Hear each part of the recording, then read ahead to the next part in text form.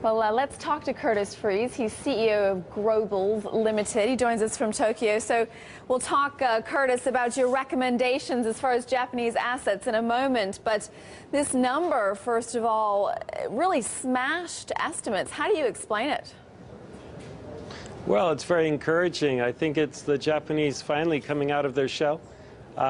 They've put off spending as long as they could, and some of it's due to the economic stimulus, but the rest is actually just pent-up demand.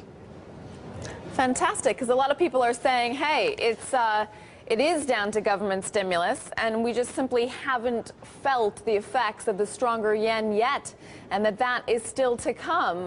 What are you expecting for the fourth quarter? Well, I think the stronger yen was in that deflator. Strong yen means it's very cheap to import both raw materials and finished product. I think the yen weakening slightly since, it's only moved 2 or 3 yen, but it's in the right direction. That calms people down. And if you look at today's market move, a lot of it's in the exporters where they're expecting the yen to stabilize at these levels.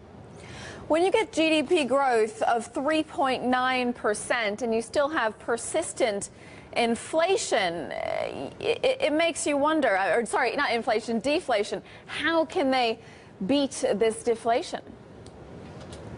Well, the deflation, as I said, it's a lot about on the back of the strong yen, and that's been putting pressure on prices.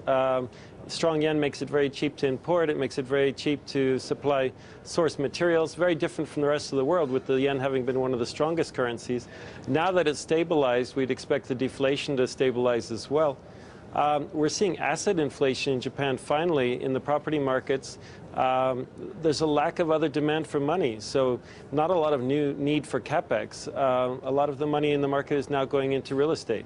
So do you recommend Japanese properties, Japanese assets for investors? I do. I think the yield spread is very attractive against risk-free.